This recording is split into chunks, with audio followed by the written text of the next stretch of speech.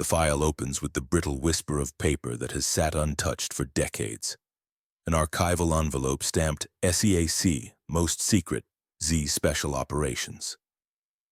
The label carries a second line, written in pencil and nearly erased by time. Kayak Insertion, Singapore, 1943-44. It is a quiet introduction to one of the most improbable missions of the Second World War, a mission in which 6 men paddling collapsible 2-man kayaks through enemy-controlled waters infiltrated the best-guarded harbor in the Japanese Empire and delivered a blow so shocking that Tokyo refused to believe Allied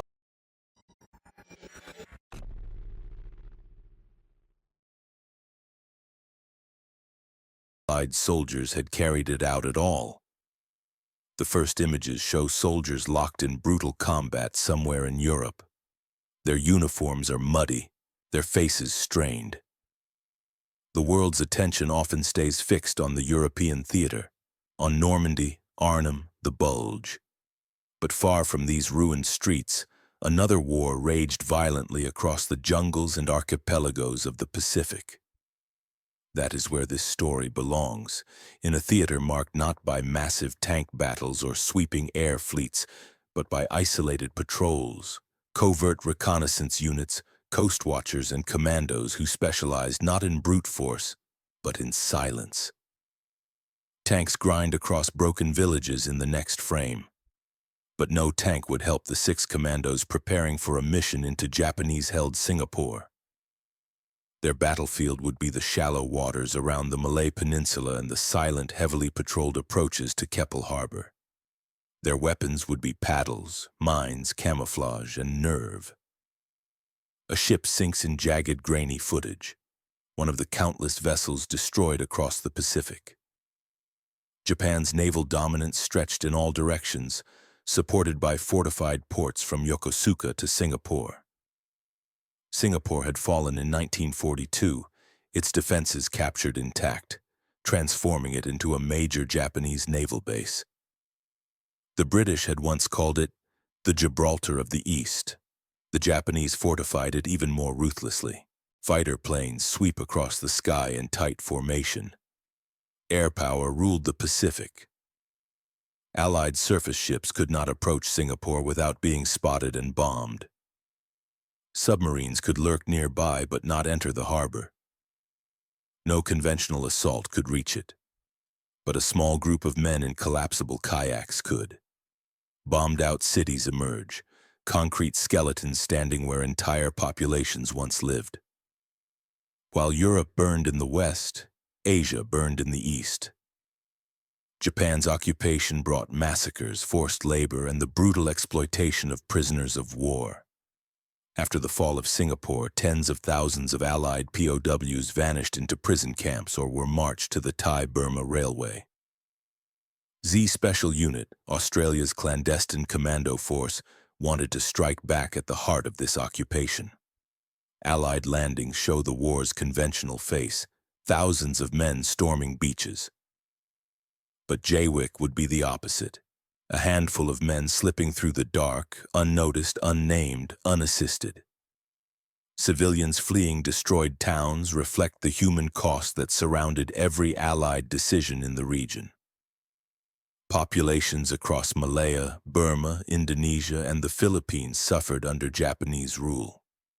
Any successful strike against Japanese shipping strengthened the broader Allied campaign and weakened the occupation that held millions in terror. Radio operators tapping coded transmissions illustrate the intelligence challenges. Japan communicated across a vast empire using naval signals that often remained unreadable to Allied codebreakers. To disrupt supply lines, Allied forces needed direct action, fast, precise, low-signature sabotage missions. Nurses tending wounded men demonstrate how much these small operations mattered. Medical supplies, reinforcements, and ammunition all moved across seas, dominated by Japanese warships. Destroying even a handful of vessels could ripple across Japan's logistical networks. Generals bending over maps reflect strategic desperation. Conventional assaults on Singapore were impossible in 1943. The Allies needed to break the illusion of Japanese invulnerability. They needed a psychological victory as much as a tactical one. Prisoners behind barbed wire foreshadow the fate awaiting anyone captured on such a mission. Japanese treatment of prisoners, especially covert operatives, was notoriously brutal. Anyone taken during WWII or WWII would face torture and execution. Propaganda posters flash. Japanese leaflets boasting of the empire's permanence, Allied posters urging sacrifice and courage. Both sides understood the symbolic power of Singapore. Sabotaging it would be a blow not only to ships, but to morale. Submarines at sea bring us to the long voyage. The Commandos sailed from Australia aboard a small vessel disguised as a local fishing boat, the Crate, formerly the Japanese fishing vessel Kofuku Maru.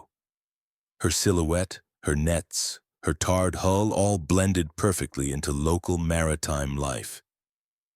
She sailed from Exmouth Gulf, Australia into seas crawling with Japanese patrol craft and aircraft. Her crew consisted of Z Special Unit Commandos, Major Ivan Lyon, British officer Mission Leader Lieutenant Donald Davidson, Australian Lieutenant Bob Page, Australian Sergeant Colin Cameron, Australian CPL, Andrew Ted Houston, Australian CPL, Walter Falls, Eurasian Commando. They were experts in stealth and navigation. They carried collapsible full boats, canvas-skinned two-man kayaks capable of silent approach. Winter battlefield images symbolize the harsh training these men endured.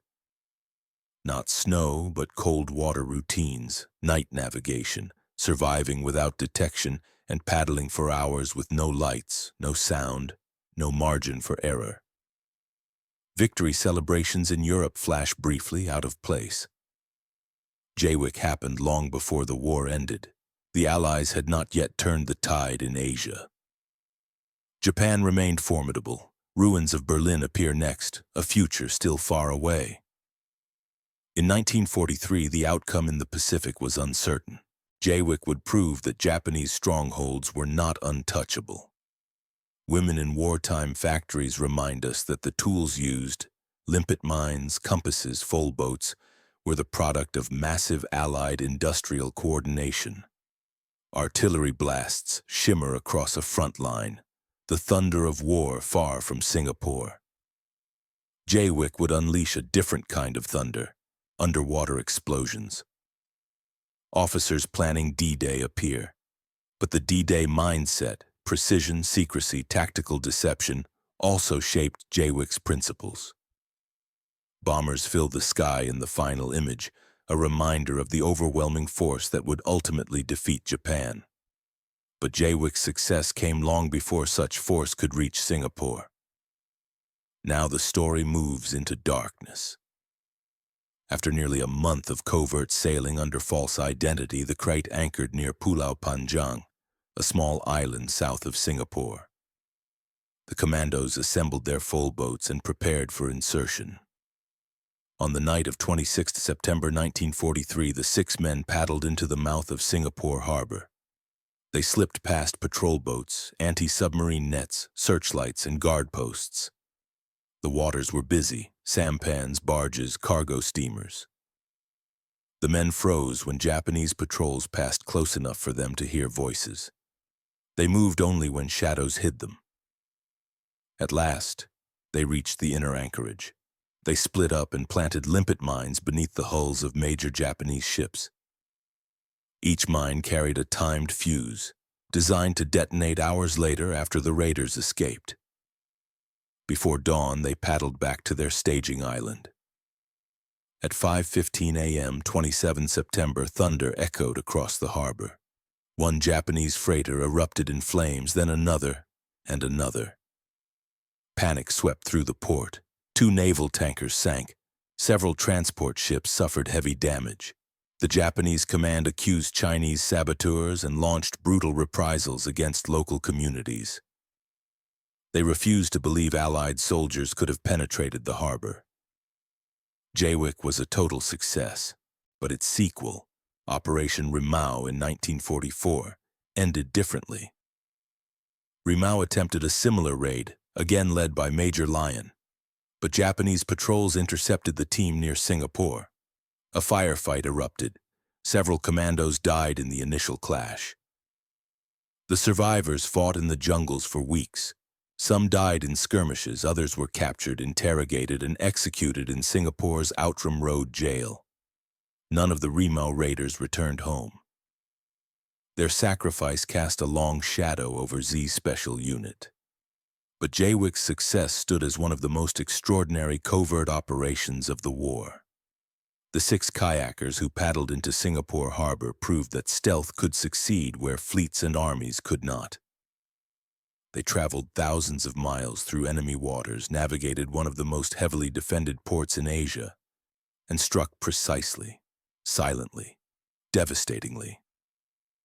Their raid shocked the Japanese command, disrupted naval logistics, and demonstrated that even the strongest fortress could be breached by patience, daring, and absolute discipline. In a war defined by overwhelming firepower, WWII remains a reminder that sometimes history changes not with divisions or battleships, but with 6 men in collapsible kayaks paddling toward the impossible.